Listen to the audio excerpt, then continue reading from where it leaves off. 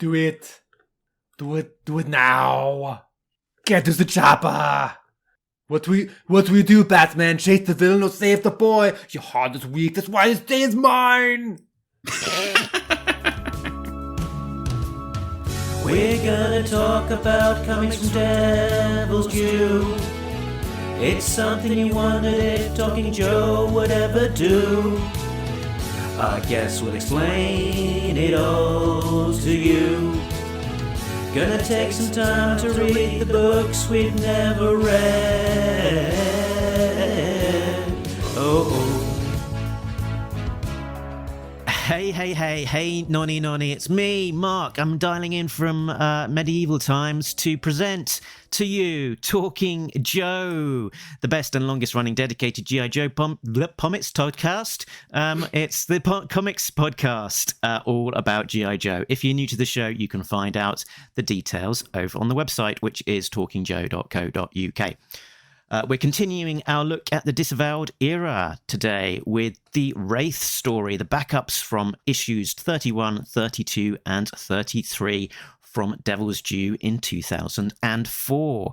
As we've been reading the main stories, we've skipped past these with the intent to try and cover them all in one go.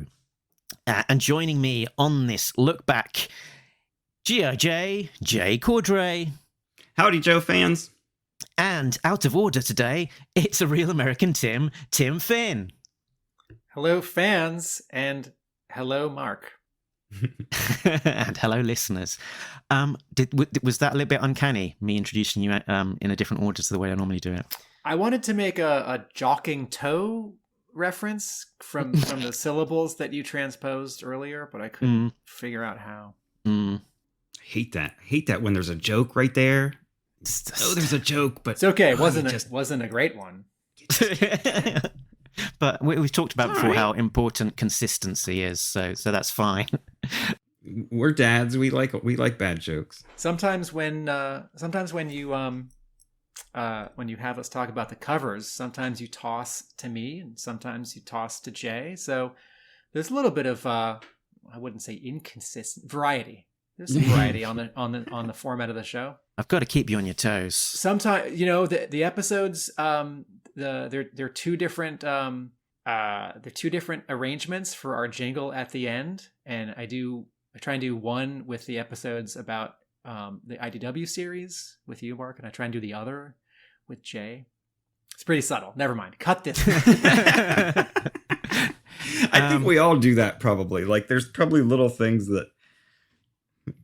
Sometimes the first line is "Nobody beats Talking Joe." Sometimes the first line is "Nobody beats Talking Joe." Wow. Someone's been thinking about this. Let's talk about yeah. How often do I get to sing a G.I. Joe jingle that's not connected to a G.I. Joe podcast? I'm guessing a lot. A lot, yeah, a lot. I can see Tim at a stoplight busting out with a pulverizer jingle or something because the car in front of him won't go faster. It's more when I'm doing dishes. Yeah. I gotta scrub these pans. I had a bit of an exchange with Roger Taft, who is one of the men behind the Kickstarter After Action Report. Volume 2, covering the Devil's Due era, which is live on Kickstarter at the moment, about them joining on the show. And I was saying, would you like to maybe come on one of the issue discussions, or maybe come on just or maybe just more of a dedicated discussion just about the Kickstarter without doing all of the review of a specific issue. And he said that it's all good, but he wouldn't like to make fun out of Devil's Due because being respectful as the author covering the series. And I was going to reply, "What, make fun? We never do that." And then I started thinking of more and more examples where maybe the definition of making fun does occur. So I feel like you guys are a bad influence on me because I might say something critical like, "This smoke looks like butter." Cheese sculpture. Right. And then you guys make a jingle out of it. And then someone listens to the show and they're like, "Man, that Tim guy really hates the coloring in Devil's Due because he sang that song about the butter sculpture, and I think I also am trying to keep my comments to thoughtful and not quote making fun. But yes, I guess sometimes I have said something and then you two chuckle, and now it's the definition of making fun. We're leading you astray by laughing at your jokes. Would anyone be surprised that's not the first time someone said I was a bad influence on him? I'd like to think that generally we try and be respectful, we try and be objective, and the reason that we're doing this is coming from a place of good place of love for G.I. Joe comics and the surrounding ephemera. We wouldn't spend all of this time doing this if we didn't like it. Yeah. You guys think that I don't love Devil's Due coloring in 2004? There's a lot of coloring I don't like in all of comics in 2004. Just not hosting those podcasts. I thought you're sure this is I mean, it's an industry wide thing for sure. We're just poking on Devil's Due because that's what we're reading. And I don't think, Tim, that you even need to add the caveat of 2004 going by our conversations. Okay, so today we are talking about the Wraith backup stories appearing in issues 31 through to 33. So let's have a look at the creative team via me flicking to the right page. So the first story, Fantom, is it called they're all called Fantom. Fantom Part 1, Part 2, Part 3. The story is by Brandon Jerwa. The art is by Talent Caldwell. The inks are by Jason Gorder, and the colours by Christina Strain. So they've got chapter breaks, which I believe were all used as covers as well. And then each one of these is 1, 2, 3, 4. Yeah, just 4 pages each or so, isn't it? So is that the same? 3, 1, 2, 3, 4. Yeah, so it's only, good grief, is it only 12 pages long, this story? Yeah, that's what I said. It wasn't very long. Interestingly, this episode is going to be 120 minutes. Okay, I'll just dial back and sort of give a slight plot breakdown. A 3-parter, 3 scenes, 3 different locations. So part 1, a nightclub. Lillian and Alexander introduce themselves to Wraith in the nightclub and propose a job. Part 2, it's the breakout at the prison. Scrap Iron and Major Blood are rescued from the prison by Wraith. He demonstrates his Predator suit with invisibility features. They shoot at some G.I. Joes and make a getaway. And part 3, it's another change of scenery. Armada and Alexander in kind of the lead roles. Again, they're making a presentation of Wraith's capabilities to a boardroom full of Destro's competitors, and the payoff being that Wraith makes an appearance and is about to wipe out the competition. Yeah, a lot happening in the space of just 3 sets of 4 pages. I did a bit of digging into the background of this, so I'll share some of my intel. So there was a lot of hype about these issues when they came out, and they sort of made quite a big splash of trying to make it something special for the G.I. Joe series, and it was covered on various sites at the time. So this is a blurb that appeared. Devil's Due Publishing has chosen Aspen Studios to design Wraith, new major villain for the G.I. Joe comic book series. The studio will create a 3-part backup story and is happy to expand the relationship between the 2 publishers. Talent Caldwell will be providing the designs for the character, as well as art for the backup stories and 2 covers. Michael Turner will be illustrating the cover for the finale, which we talked about last episode, the cover. I remember all of this promotion at the time, and I was torn. On the one hand, it was exciting that Devil's Due had something to trumpet. Hey, everyone, pay attention. This is a big deal, and here's if not a popular artist, an up-and-coming artist who's affiliated with a popular artist. and Devil's Due was making a big deal of something, you know, like an anniversary issue, the death of a major character, a crossover, signing an artist to do some covers, like something that brings some heat. So that was exciting. And it did not look desperate. But to me, I felt a discrepancy because if the point is to get a finger quotes hot artist to do G.I. Joe, they should do the main series. They should do a run of issues. And this 3-part backup, it wasn't a stunt, but it's like, if you're going to do this, go all the way. And at the time, it felt like this was the sort of modestly budgeted halfway all the way. You know, it's like, okay, well, this was my thinking. Well, they can't afford to farm out 3 whole issues to Top Cow. You know, and did Aspen exist? Did Aspen exist yet? Yeah. They refer to Aspen in this. Sorry. In this all right. blurb. Thank you. So farming out the story to Aspen, but we can get them to do a couple of pages, and you know, a lot of story is told in 4 pages, 4 pages, and 4 pages. The other thing was the thing that I did feel cynical about this was like, okay, either Michael Turner is too busy, is not interested in drawing these 12 pages, or is too expensive. Can we get the guy that people might confuse for him? Yeah. Like, how about the young talent who draws just like him, who Michael Turner, I don't know if he discovered him, but I remember, I think it was in Wizard magazine, like when Talent Caldwell was signed to Aspen, there was some kind of blurb or article, and it was like, you know, like, oh, this is my assistant now, or like, you know, like the Wildstorm stuff, like, oh, we had a talent search, or I saw this kid's work online, or I saw this kid at a convention. It was something like that. Yeah, I've got a bit of background. It's so Talent Caldwell went to Charlotte NC Comic Con in 1997 to show off his artwork for the first time. And the people that he showed it to told him that he should become more like the established artists Michael Turner and Mark Silvestri.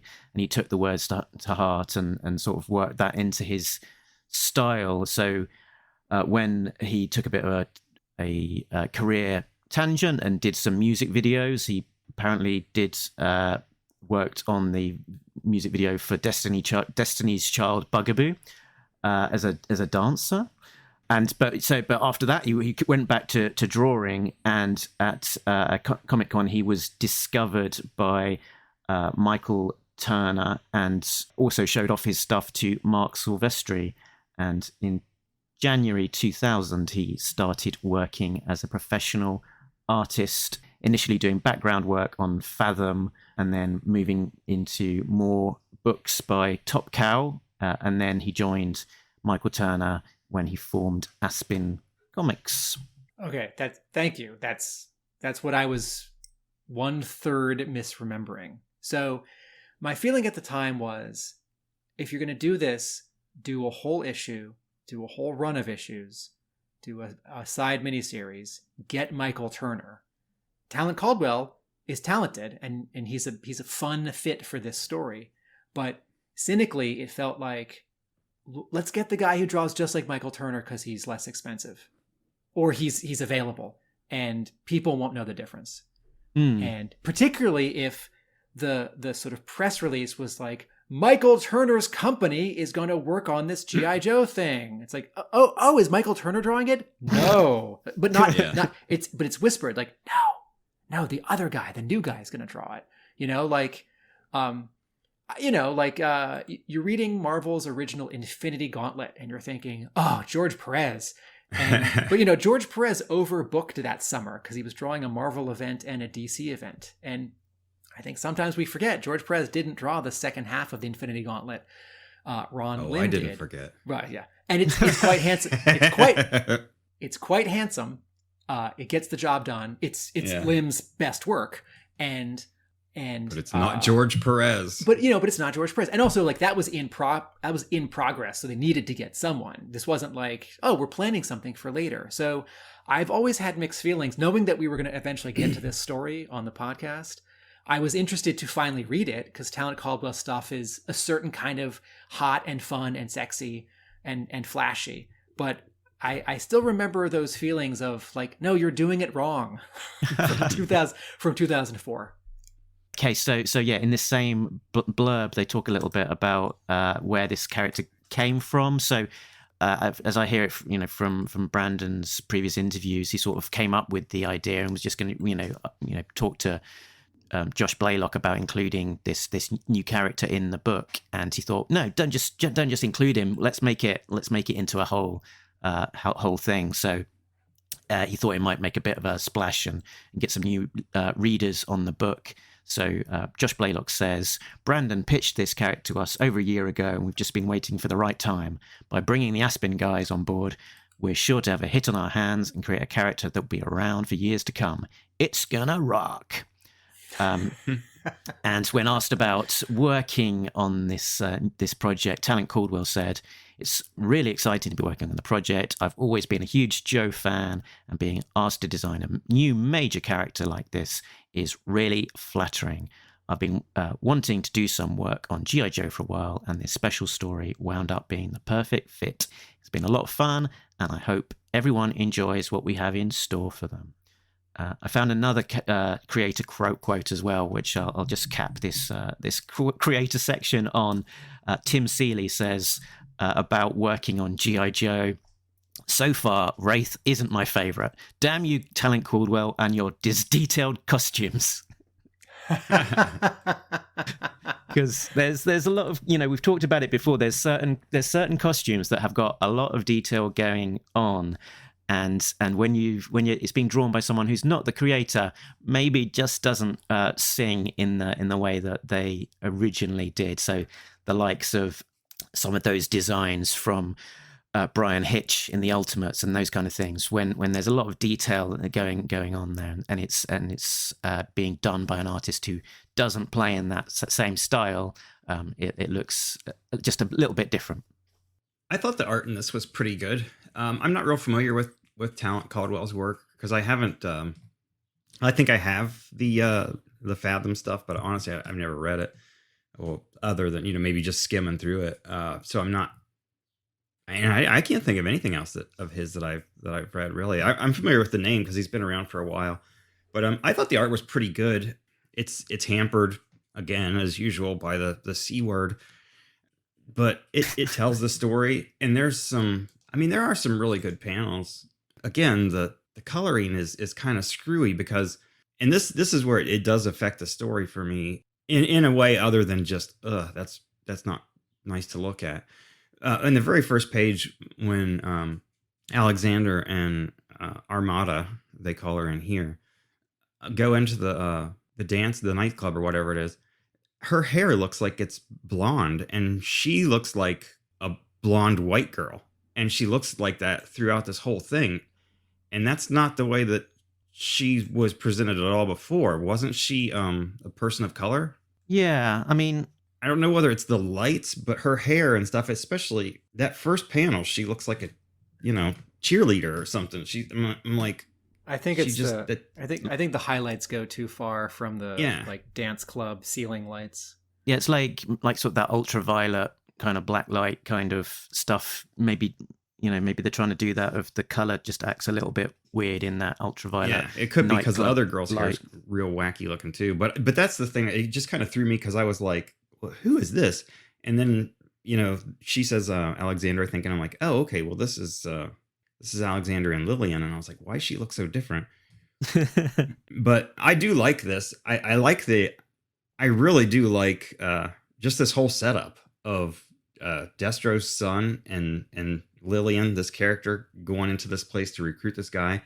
And I like that the Brandon gives him character that, I don't know, it seems to come across to me anyway, during while they're talking to Halifax here. Armada's kind of a little more outgoing and a little more brash maybe, whereas it seems like Alexander's a little more measured. Like he probably comes across in these scenes like he's more of his father's son than he has seemed to be before. Like he's really kind of holding back when they're talking to him, and she's more out there. So it does kind of give you a good dynamic of how these two characters could act and could behave going forward. So I think that this does a lot, not just to build Halifax, but just in these few panels here that we see of Alexander and Lillian, that it does a lot to flesh them out too. And I liked that. Over the course of just a few pages. There's a great line there when Alexander introduces himself. He says, "Charlie, my name is Alexander, and this is my associate, Mistress Armada." Reply, "Mistress, haha. Yeah. Is that your internet name, Armada? That's very sweet." Oh, dear. I know, I was like, why would he introduce her like that and not just say like Lillian? But yeah, I guess it's, I like it. I kind of like when they have a character that they'll interchange names with, once in a while. It's like certain people will call so-and-so this, whereas other people would address them this way. I'm gonna comment on the color for a moment, because in the aggressive computer coloring of the mid-2000s, I like this coloring. This is Christina Strain, who colored Runaways for Marvel, the whole Brian K. Vaughan, Adrian Alfona run, and colored World War Hulk.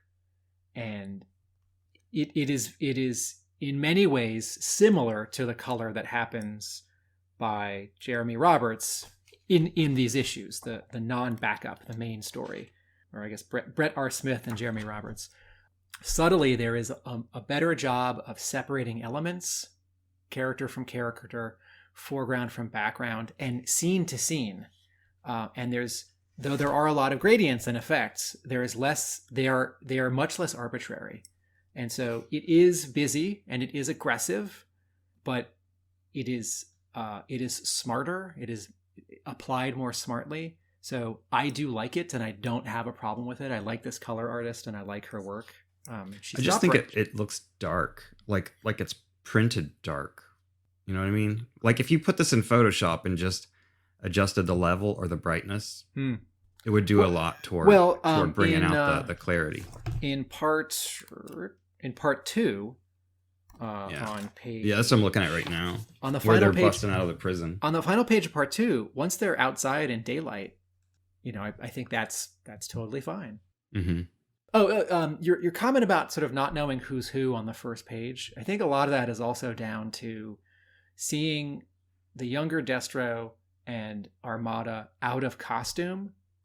I don't ever know who any G.I. Joe character is when they're out of costume. Like if it's Storm Shadow and it's the right artist who can draw him like a Japanese man. Rod Wiggum. Scarlet, Snake Eyes, you sometimes get some cues because Snake Eyes has glasses, right? Or blonde hair, or his face is in shadow. But sort of you name a Joe and, yes, in a previous episode we talked about, Barbecue and Airtight having like particular hair or like a cue. Like if Barbecue's in his civilian clothes, maybe it's a red shirt. But, Grand Slam, Dial Tone, Flint, Duke, whoever, if they're not in their costume, like I can't tell who they are. And so later in the story, when Major Blood and Scrap Iron are broken out of prison and they're just wearing their orange, okay, like I know that's Major Blood because he's got two important cues, right? A certain mustache and an eye patch. Like I know who that is, but we've barely seen Scrap Iron in the comic anyway, but I don't think we've ever seen him without his helmet, except for the like cover B of this very issue. So when I get to that scene, I think it's the dialogue that has to tell me who that is, even though the story previously told me like who they're going to break out.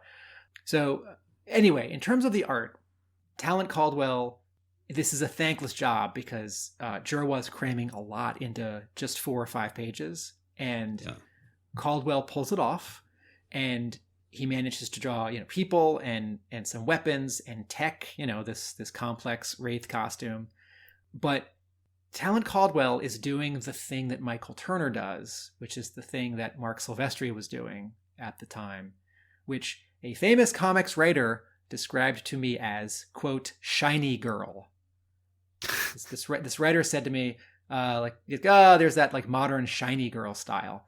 And I think of sort of every Aspen cover ever published, and a lot of Top Cow covers and interiors where you have this particular kind of like skinny quote babe with like big doe eyes and like shiny hair. Some of this is in the coloring, some of it's in the inking.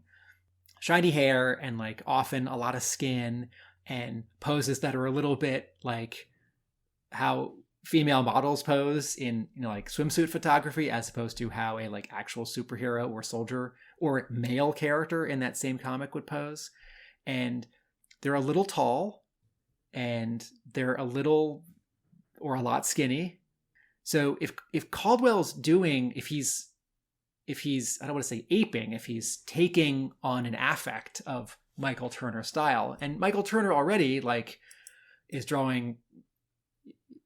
Anyway, so what I see here in this story is a slight cartooning. You know, everyone's got big eyes and everyone's got kind of big hands and big fingers, and the acting and the poses all work. The fight stuff works, and half it is this challenge of Caldwell cramming a lot of story into just a few pages. Right? All the pages have 1, 2, 3, 4, 5, 6, 7, 1, 2, 3, 4, 5, 6 panels in them, right? No splash page, right? But also Caldwell, kind of like Tim Seeley in the main issues, Caldwell doesn't draw a lot of perspective.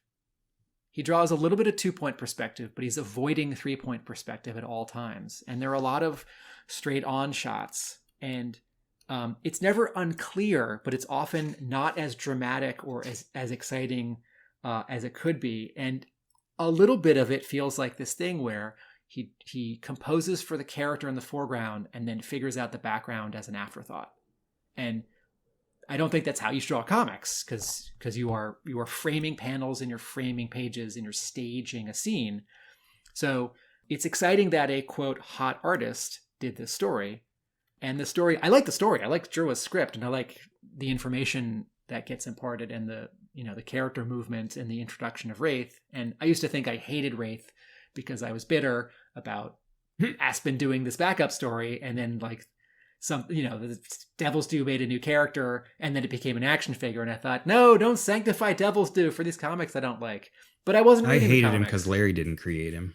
Right, and I have to let that kind of feeling go, because G.I. Joe's very big. It's been around for a long time. And, you know, whether I agree with it or not, Larry wasn't writing these comics.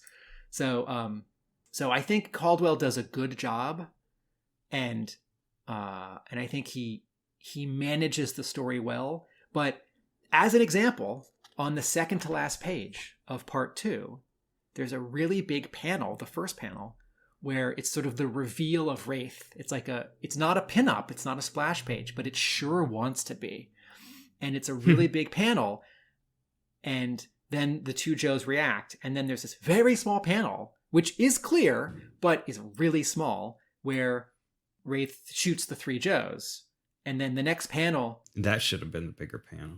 Yeah. Like, there's still this... And some of this is like, some of Shiny Girl art is like post-Image Comics art, where you have a lot of pages that look and work more like covers and less like storytelling pages, right? It's like you flip the page and there's a splash of a character like Wolverine or Cable or Ripclaw from Cyberforce, like just sort of standing there, or like with their legs spread and their like weapons drawn or their fingers drawn. And maybe they're saying something, maybe they're not. And it's to punctuate a moment, but it's taking up valuable real estate. And there's a little of that happening here in this panel in chapter 2, where Wraith says, sorry. It's like, no, I don't need a reveal of, the story doesn't need to slow down. It's like, okay, yes, there needs to be a moment where we reveal that he didn't get injured or damaged from Grand Slam's shot in the previous panel. But this panel of him saying sorry, it's too much of a, like, I'm going to sell this page of original art, and there needs to be something like eye-popping about it, and a little less of like an over-the-shoulder shot from the Joe's perspective, where he's coming out of the smoke and he's undamaged, and they're saying, oh no. The big pop on this page should have been the panel of the Joes getting shot, because when I was reading it, I was like, holy crap, he just wasted those Joes. Yeah. And then, 2 panels later, they're like, oh, they're dummy rounds or whatever. But I was like, yeah, I'm totally with you. If you're going to have a big panel story wise, that should be the big beat, and it probably should have been at the bottom of the page. And then you flip the page and say, okay, they're not dead. Yeah, I'm happy to argue the case on this one. I get exactly where you two are coming from, but at the heart of this is the Wraith Origin / Wraith reveal story. That's kind of the purpose it was so serving, to make him, reveal him, make him look cool. And I guess that's the purpose of that particular panel. It's like, here he is, isn't he cool? But in terms of story terms, that little bit there where he shoots them on panel 3, and then they find out 2 panels later that they're non-lethal rounds. They're Hornet's Nest rounds, non-lethal. Thanks so much.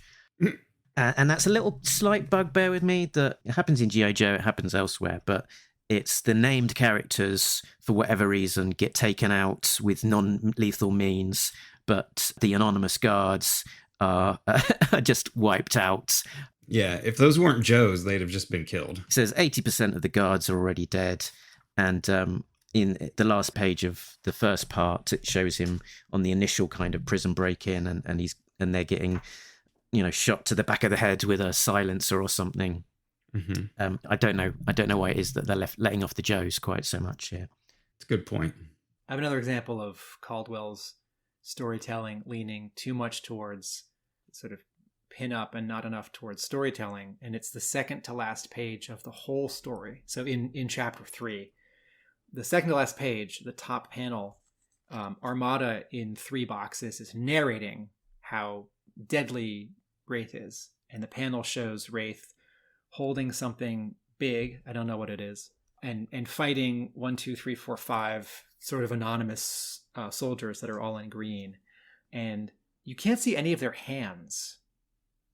And it's not that this is not like, oh, Talent Caldwell doesn't want to draw hands, so he's cropping them out. It's that he's trying to balance drawing Wraith up close so you can sort of enjoy a cool drawing of Wraith, because if you make him very, very small, then you don't quite get to see him.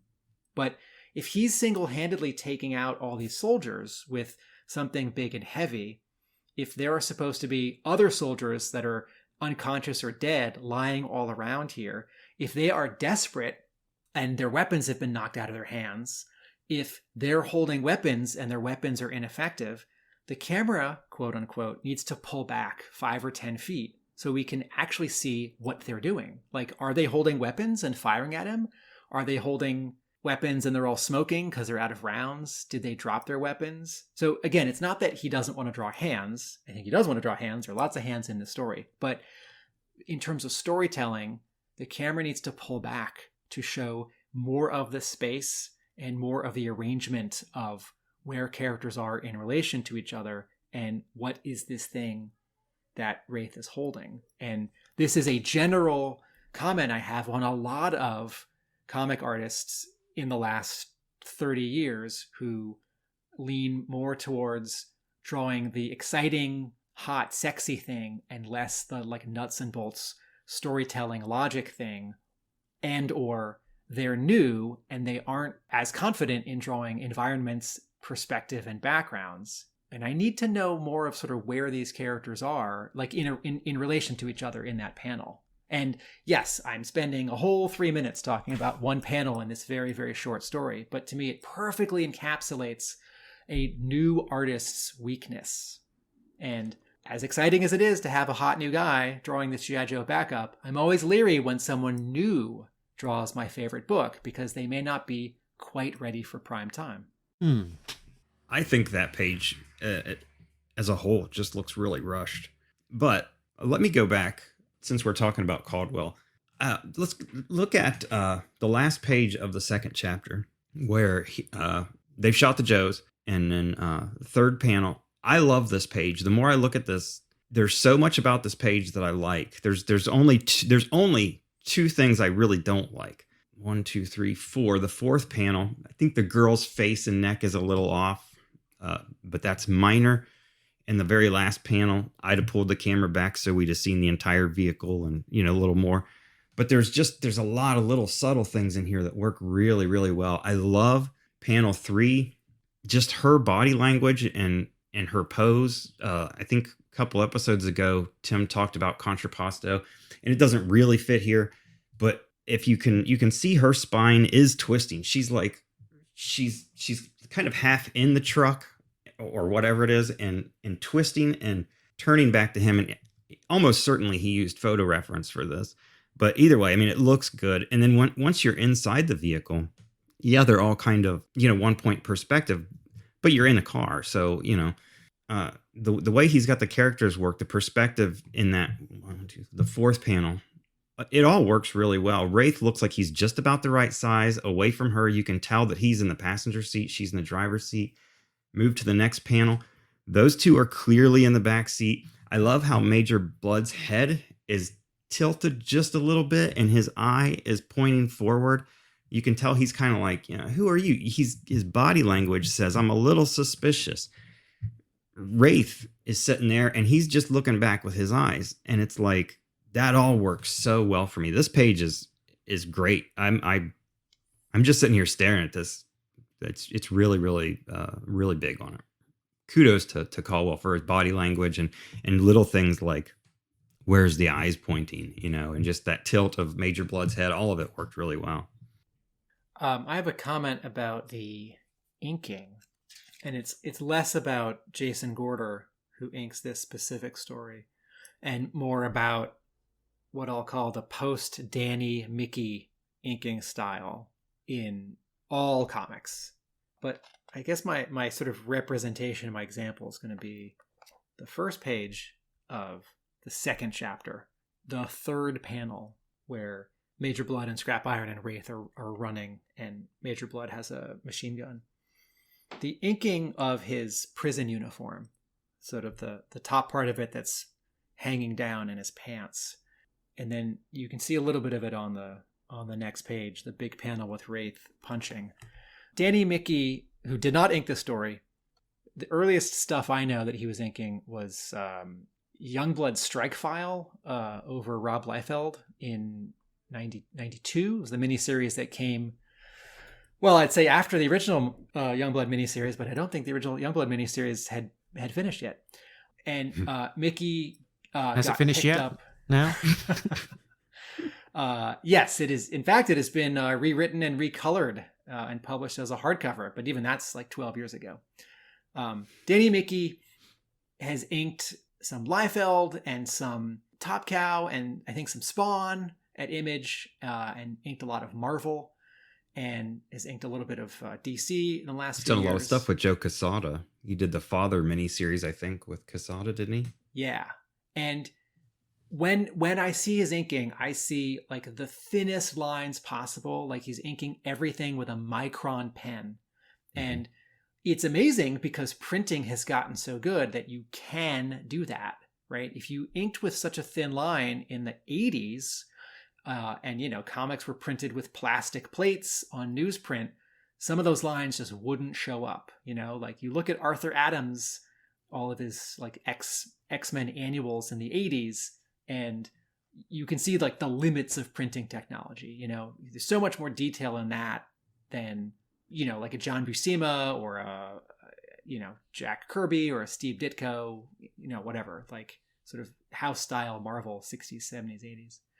So partly because of Image and partly because of, I think, Marvel reacting to Image, a lot of artists in the 90s and after start inking like all the Image comics or the Marvel comics that are sort of post-Image.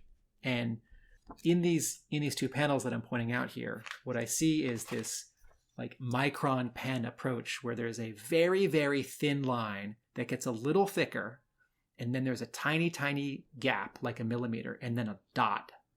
And it's interesting. I don't like it. I find as a distracting. Texture. Yeah, it's distracting. It's a little too noodly.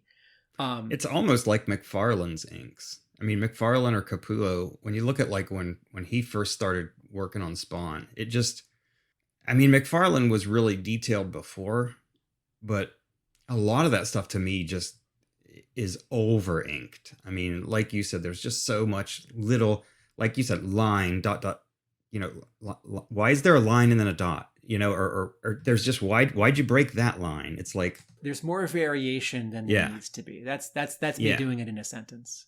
On page 4 of part 1, there's a security guard's face. He says, "Oh God, Frankie, oh man, who's there?" I looked at that and I thought, oh, that's a very McFarlane face. Yeah. So Jason Gorder, Ramos too. Jason Gorder, he's inking this the way he's, quote, supposed to, and I think he's inking this the way that Talent Caldwell's pencils want to be inked. And if you had, like Randy Emberlin, who inked a lot of Marvel G.I. Joe, or Tom Palmer, like a Randy standard, Green. Yes, Dan Green, like a lot of that's it, Dan Green. A lot of 70s, 80s, 90s Marvel inkers, this would have a completely different look. And I'm not saying that, the whole point of these 3 backup stories, it's like, no, this is supposed to be hot, like hot comics, like post-Image, Aspen, flashy, hot. So I can't argue. Like, I'm not saying Jason Gorder inked this badly. I'm saying Jason Gorder is inking this in a style that I see and I can appreciate because it takes talent, but it's not my preferred style of inking. I think it's busier than it needs to be. And I think some of that comes from, I don't want to say a lack of technique, but it might be a little easier to ink, like dash, dash, dot, space, dash, dash, than to, with precise brush or pen control with your hand, your wrist, your arm, whoosh, one line.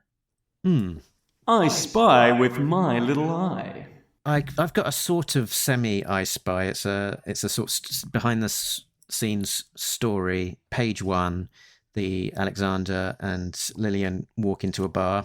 It's not the beginning of a joke. Well, it sort of is the beginning of a joke. And they're asked what they want to drink. It says, "What's it for you two then?" And he says, "Something cold. Make that 2."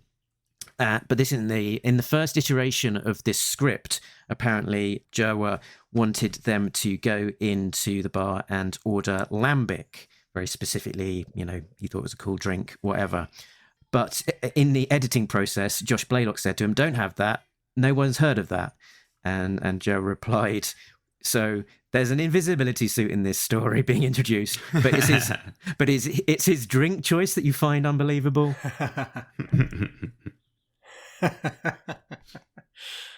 I want to talk about the ending.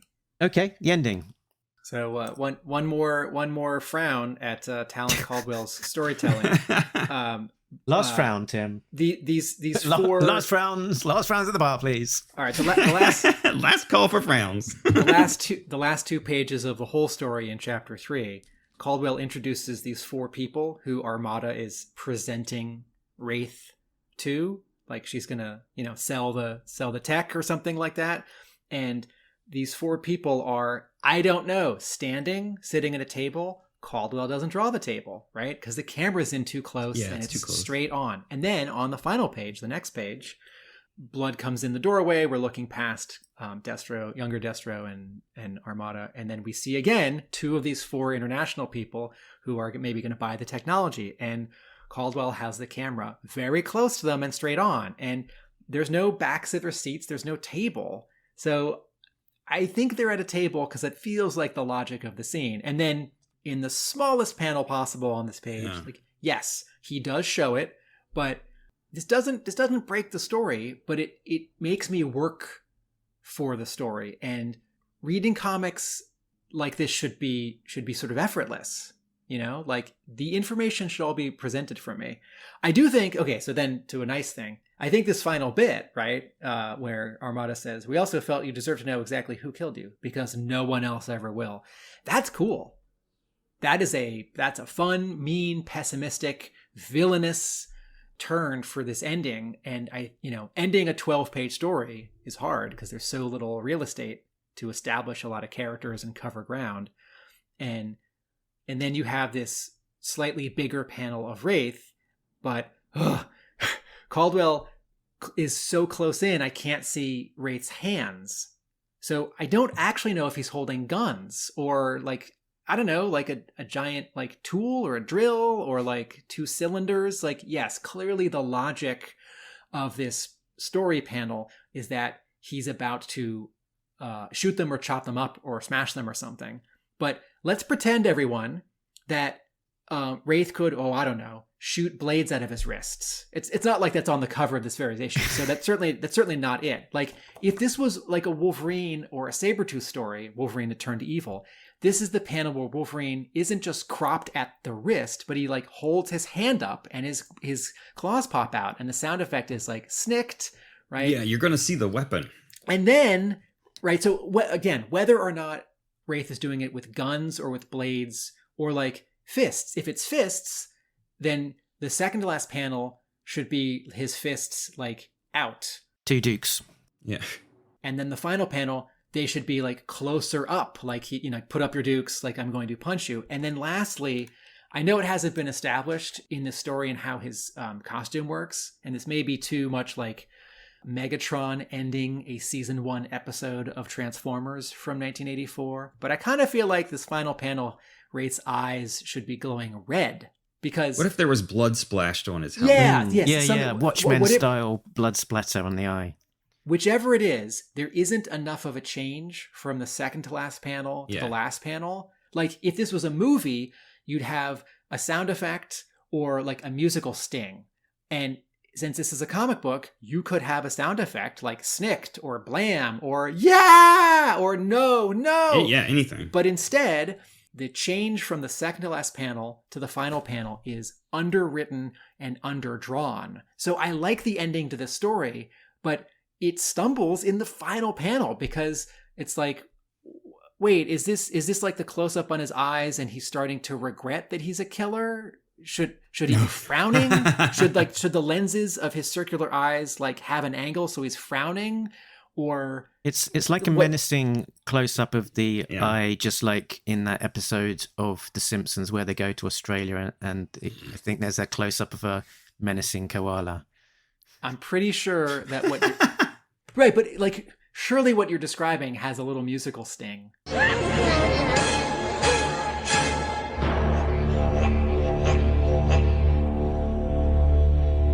Yeah. There's no music. Right? I will say that I think the weapons that he's deploying are forearm-mounted quick-lock weapons platforms deploying electronic forearm cannons that fire a 3-shot burst in just 1/500th of a second. Just okay. feeling.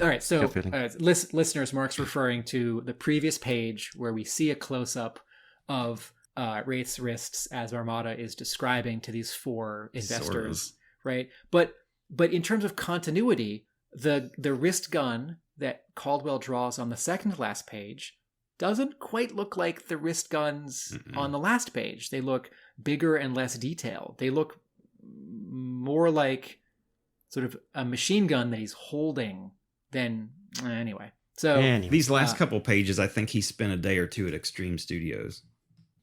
It's drawing those Liefeld guns and no hands and stuff. Yeah. So my comment here is that in terms of scripting, the end of the story is great. In terms of storytelling, and I mean like layout, pencils, lettering, color, the final 2 panels are a little bit of a misstep for me, and I don't get the full effect because I'm a little confused. I'm curious where this is going forward. So, I mean, from this story, it at least seems to be that Wraith is firmly in Destro's camp now, right? So he's, if not necessarily an Iron Grenadier himself, he's definitely in that group, right? He's no longer, or wouldn't be considered going forward, a mercenary, right? I mean, he's basically on Destro's payroll. Seems to be the conclusion. Yeah. And I guess, what did you think overall of this as an introduction of a new character? What did you think of Wraith overall? And are you feeling excited about the prospect of him popping up in future episodes or issues? The only thing that I didn't like about this story, as it fits in the wider or the bigger picture, is his suit. Like they make mention a couple times of, oh, he stole it from the Chinese or whatever, but that's it. Like we don't really get anything else about it. It's not anything that's, at least as far as I know, been mentioned or hinted at or anything in the bigger story. I would have liked to have. I'd like to have seen him gotten the suit. I don't know if we want that to be the introduction, but I feel like that's something that we need. And at some point is we need more info about where the suit came from, and because it's like introducing a new. It's basically like why'd Marvel make mutants? Well, because they got tired of trying to figure out how people come up with their powers. It's like, oh, here we just introduced this new guy. He's got a new suit. Well, where'd the suit come from? We haven't seen invisible technology so far in G.I. Joe. There's a line in the first chapter about how he stole it from the Chinese. Yeah, I think like battle android troopers and like Star Brigade. I think there are enough sort of technological characters in G.I. Joe comics that don't get any more of an explanation than they just show up for the first time. I mean, I'm trying to remember. Did Mindbender build the bats in issue 47 or 46? Something like that, right? Isn't it the one that you have? That you got the cover for? That was their first appearance, wasn't it? The one with Lady J and the bat driving at her. Oh, you can't expect me to know the issue just because I have the covers. I'm really tossing a softball to Mark to grab a hardbound collection of. You don't have to check the issue for us, but the idea here is that I actually think that this is enough origin. I'd love to know more. I think this is enough origin. And to answer Mark's question, like, how do you feel about this character? Would you like to see more of it? To my surprise, because I'm always ready to frown at Devil's Due decisions, I like this character. I like the story. I'm interested in this character doing more. And I was always grumpy 15 years ago when, like, Kamakura, when a Devil's Due character that I didn't find fully legitimate got a Hasbro action figure. Now I'm okay with there being a Wraith figure because this is pretty cool. Caldwell is not experienced enough to pull off the storytelling in this story, but it's still an exciting story, and I think it's a good escalation of the three-sided conflict of G.I. Joe. How involved is Destro? And I thought I would say something like, no, focus more on Mindbender, or, no, what about guys like Copperhead and Scrap Iron that we haven't seen? Particularly since the rest of issue 33, right, which we talked about in a previous episode, right? Hawk having this dream hallucination for the whole issue, right? That is an unusual G.I. Joe story in 18 pages, and then this Wraith backup, chapter 3, particularly as the rest of issue 33, is a more standard G.I. Joe story. But yeah, it's going to be. How about this? If you're looking for me to be negative on something, that's because I'm always ready to be negative. Well, seeing as how we've asked the question, I think I'm always ready for me to be. So is this costume that Talent Caldwell designed, and so far in the comics only he and Michael Turner have drawn it? Is this a costume which will lose a lot of its coolness factor if an artist who doesn't draw as cool draws this costume? I think there's that danger. I'm going to say it depends on the artist. Think about somebody like Chris Samnee doing it. That'd be cool. Yeah. I mean, Chris Samnee drawing anything. Yeah. Well, but that's a perfect example though, because his style is less is more, and that goes back to what I was saying in the previous episode about Al Williamson and artists that draw to create a complete image themselves rather than draw to create something that moves to the next person. Yeah, Chris Samnee is doing a lot of Alex Toth. He's dealing with design, shape, form, and shadow, in addition to like anatomy, storytelling, and facial expressions and acting. Whereas Talent Caldwell is drawing detail. He's drawing cool. He's drawing awesome. And storytelling is secondary.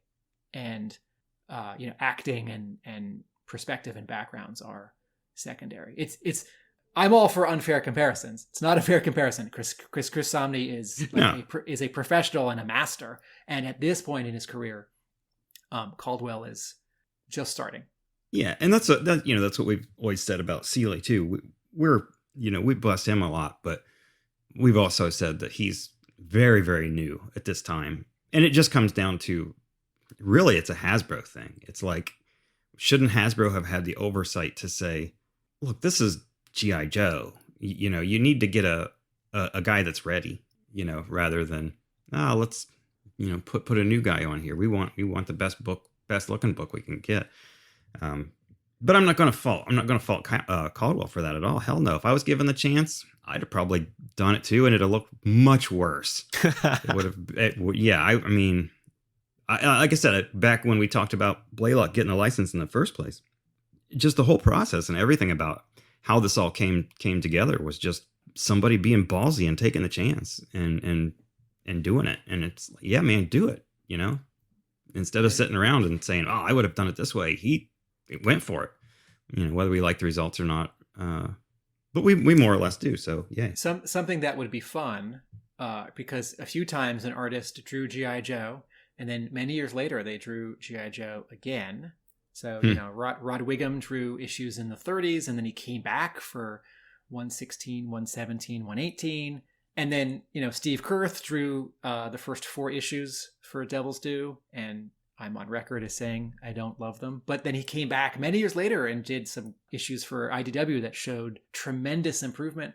So, Talon Caldwell, different continuity, or hell, bring Wraith into the Larry Hama Real American Hero continuity. It would be fun to see. It's like, okay, how has his stuff changed in the intervening 16 30 years? Yeah. Oh, 20. Quick maths. 75 years. Also, for listeners who don't know who Chris Samnee is, he drew amazing Daredevil comics with Mark Waid, and he's currently drawing, and I think co-owns Firepower with Robert Kirkman at Skybound, which is basically it's Kirkman doing Iron Fist. And a great all ages comic. Is it called Joanna and Jonna? Yes, thank Impossible Monsters. Yeah, Samnee writes with his wife and draws himself. Same colorist as Firepower, Matt Wilson. Oh wow, I didn't even know about that. For Oni Press, I think they're up to issue 10 now. This great book called Jonna and the Unpossible Monsters, which sort of feels like a Hanna-Barbera cartoon in the 70s if it was about like sort of a cave girl and dinosaurs. But did you say he draws that? Yeah, he owns it, co-writes it, draws it. I'm definitely checking that out. Samnee's doing 2 books right now. Wow. I give it to my niece to read, and she's in kindergarten. She just looks at the pictures. It's so gorgeous. Yeah, he's great. He should definitely draw G.I. Joe.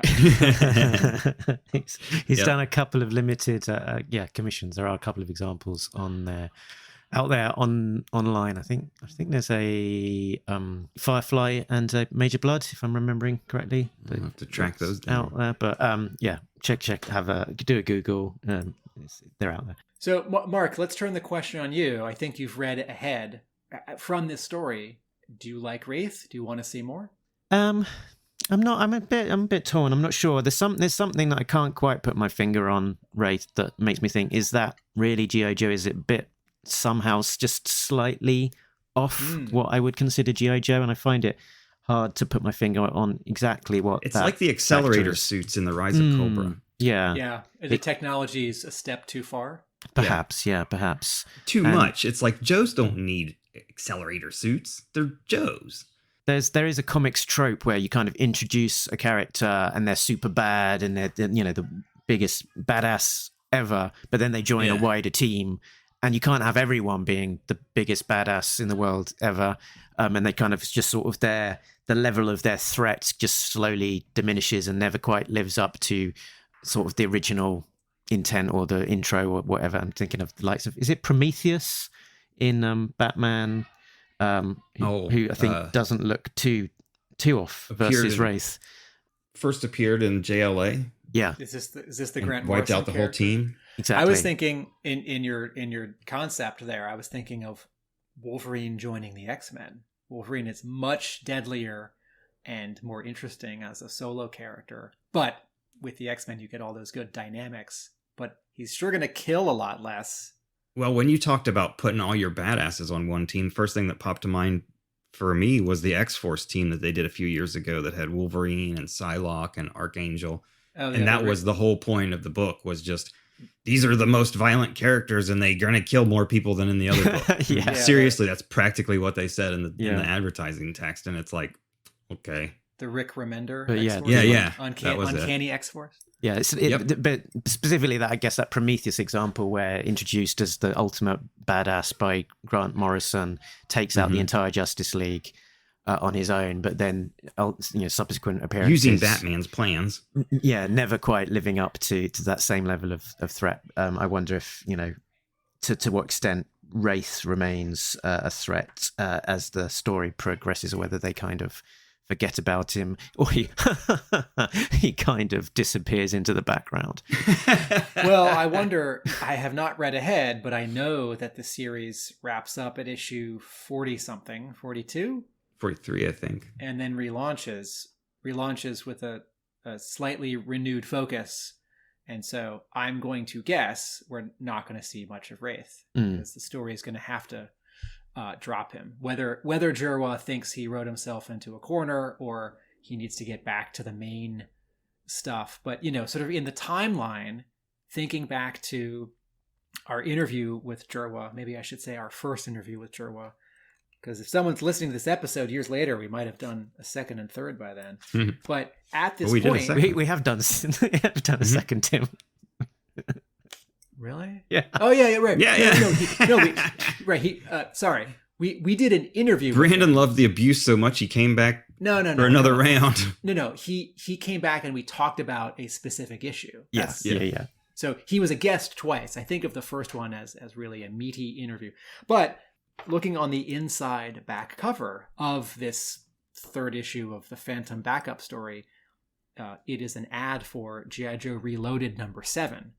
So in the timeline of Devil's Due cranking out G.I. Joe comics, the focus is starting to drift from the main book to the relaunched book that's more like Ultimate G.I. Joe, the way that like Ultimate Comics at Marvel was a relaunch. But knowing that Reloaded only went to about issue 17, this is halfway through that run. And so, yes, looking ahead, knowing the main book's gonna wrap up in about 10 issues, I can foresee not much of Wraith going forward. Well, let's as well sort of pause to just note as well that Wraith became one of the few characters originated from the pages of the G.I. Joe comics, which then made their way into becoming a figure in their own right. There was a few, so he joins the ranks of Kamakura, Stealth Suit, Spirit, and Hannibal, the Serpentor clone, and a couple of others. So Wraith was released Forgot about that figure. in 2008 under the name Mercenary Wraith, with a file card very much kind of aligned to kind of this introduction that we've seen here, and was also released as a variant in a sort of translucent blue, sort of mirroring kind of, that camouflage tech. And pop fact, Wraith co-creator Brandon Jerwa was never sent a figure. So I think he said his mum found one. No, I think a relative found one and was able to buy it and send it to him. But yeah, and yet we've still not gotten a Don Marino action figure. Yeah, there's a character with lots of appeal and appearances, and I think fans. I almost bet that we'll get a classified figure, because if they made Kamakura. Yeah, it's got to be a matter of time. I feel like they've almost got to make a Dawn. Yes, this will be whatever people think about the character. I've never read. I think I read a few issues really of the Snake Hunt, but so I really don't care. I like the design. Yeah. I like the look. I don't like the fact that she's what she is, but whatever. I'd buy a figure because I think it's cool looking. This isn't quite an I Spy, but G.I. Joe related, since I'm holding these 3 Devil's Due issues, not the collection, not reading them online. The Devil's Due news page, the page at the end of the book that has some text about other Devil's Due things happening and all the comics and graphic novels coming out that month and the next month. In issue 33, there's a column, and it's called No Joe. And it says, kids love G.I. Joe figures. Unfortunately, those same kids later grow into demented pre-teens who enjoy seeing what Duke looks like on fire. Since the Geneva Convention doesn't yet punish crimes against plastic toys, some of us at DD would like to repent for the sins of our youth by answering the question, what's the worst torture you've ever done to a G.I. Joe? So Chris Crank, Devil's Due webmaster, Brian Hay, the writer of this news page, Tim Seeley, artist of G.I. Joe and a writer of Hack Slash, and Josh Blaylock all chime in. Answers range from, we tied our Joes to rocket engines, melting parts of them by a lamp. I did not ruin my G.I. Joe action figures. And That's Brandon. At the end, Blaylock says, I was one of the good kids that didn't blow them up. They just sort of magically disappeared one by one. And now I know. My little twerp friends were lifting them from my house for their own collections all along. One day I'll have my revenge. One day. So we can't leave it on that. So you two, what did you do to your figures? Did any of your figures ever suffer a terrible fate? Probably the worst thing I did was turn one of them into a Punisher figure. Okay. Which figure? I did. I don't remember which one it was. I think that I don't remember whose head I used, but it was a flat. The chest was one of the few that didn't have anything on it because it was just a completely smooth, and it was black, and I painted a skull, like the Punisher logo on it, and then that was the only thing I remember. And then I had Han Solo from Return of the Jedi. Indoor, where he had the camouflage jacket, and I put that jacket on him. I remember that. So it was like, black pants, and you could see the skull underneath the jacket. But, I'm imagining a lopsided, messy Punisher skull painted on with like a whiteout, like a liquid paper brush. It's I'll kind have of to like try to find it. Sticky. I'm sure it wasn't that bad. I'm imagining it's charmingly terrible. That's I'll take that. I'm gonna save a little specificity of this for later because I might blog about it one day. But my brother and I, on 2 occasions, experimented with fire and a hammer. Wow. 3 Joe figures each, and we realized we didn't like it. It felt bad, so we never did it again. And it was on figures that we weren't using much. Okay. I think for me, it was only limited to characters that maybe I ended up with a duplicate of and weren't like army builders. So, for example, I think I had 2 buzzers.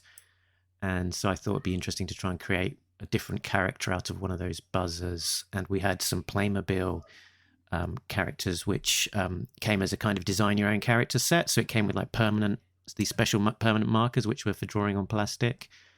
So I sort of drew a few sort of extra features onto him. I think I drew his hair brown, chopped off his ponytail, made his sunglasses a different color, maybe drawn a scar. It turned out very ugly. not a good modification at all. But like Jay's Punisher logo, Yeah. I'm sure. Yeah, I'll have to try to track that down. I may still have it somewhere. I'm sure I do. Yeah, generally Please very respectful of my figures. Oh, if I find it, it's going up for sure. I should say, when I have heard stories, sort of then as a kid and since then, of people blowing up their Joes, it makes me sad. Like, you can do whatever you want to your stuff, but oh geez, don't do that. It's like you'd never like put chewing gum in your Nintendo cartridge. Like I understand. But you might someone else's. I understand the destructive impulse, but G.I. Joe is so awesome. Don't ruin your figures. Tell a story with them. Hey, Mark, tell us about trying to remove the backpack from one of those talking battle commanders. So yeah, the talking battle commanders, they came with these ridiculous backpacks which were screwed onto them, and I think there must have been a way of actually accessing the screws and unscrewing them and to take them off the back. But as a young young child at an age who probably should have known better, I didn't work out that you could actually remove them from the back in a more conventional way. Non-destructive way. What I did instead was to take a hacksaw and saw the backpack off of Hawk to give myself a Hawk with a very flat back.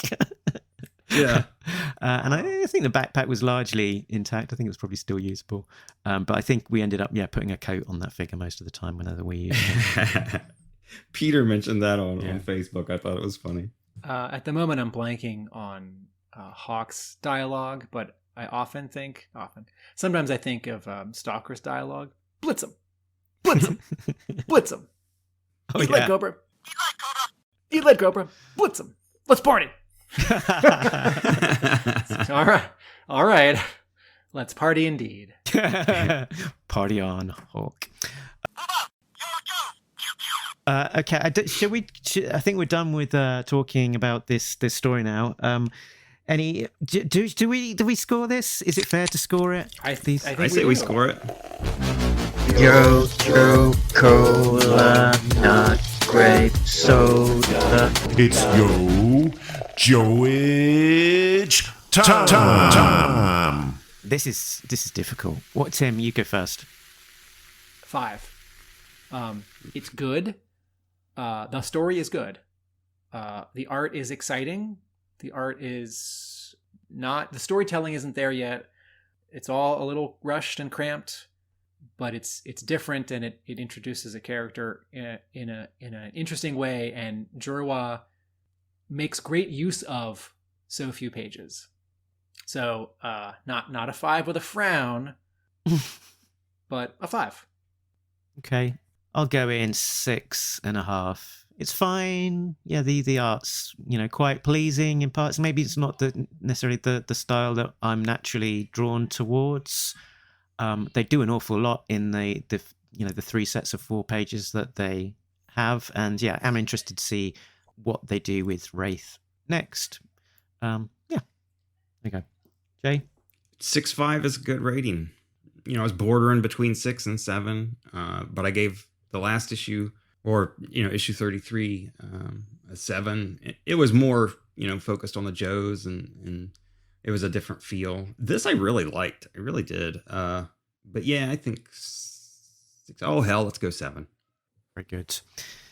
Cool. So that was a Wraith Fantom backup from the pages of Devil's Due 31 through to 33. Wait, I have a question. Oh. Is Fantom spelled with an F or a PH? Here it's F, isn't it? Is this a stylistic choice? Is that like Let's hope so. An anachronism or an Americanism? I'm gonna go to Merriam-Webster.com, which is my go-to for if a word exists and also how it's spelled. And I'm gonna type in Fantom. Maybe they spelled it like that because of Fathom. It's not. And they want to subconsciously draw that connection. Okay. All right. It is a variant of Fantom with a PH. So I don't think it's out of date. I think it's much less used. Interesting. All right. Okay. Yes, so next time on Talking Joe Disavowed, we will continue our look at the Brandon Jerwa era of G.I. Joe with issues 34 and 35, the Bad Moon Rising arc. And over on the regular ARA show, we will continue to cover those as the issues come out, progressing through the latest arc, High Stakes. Where can people find you, Jay? Break Room Sketches on Facebook. And where can people find you, Tim? Hub Comics is a brick and mortar store in Somerville, Massachusetts, and my blog is a realamericanbook.com. Very good. You can find more about the show over on talkingjoe.co.uk, which is the website. It has links to Twitter, Facebook, Instagram, and contact us details too, which includes a little button where you can leave us a voice note of up to 90 seconds long. So if you want to chip in with some feedback on what you think of Wraith, we can include that in a future episode. We have also got links to Patreon, where Richard, Sam, Jay, Bill, Christopher, and Justin are getting early access to content, as well as some exclusives. So I think that is us done. But remember, nobody beats Talking Joe. A real American podcast. featuring 2 Americans and 1 Englishman. Pip, pip! Laters. Cheerio! Thank you. And it was over 1 hour, 20 minutes, I think, in the end, talking about 12 pages. 12-page story. Well, I had to explain a lot about Danny Miki. Yeah, for some reason. I was going to go objection, relevance, and then Jay says, I want to see how this plays out.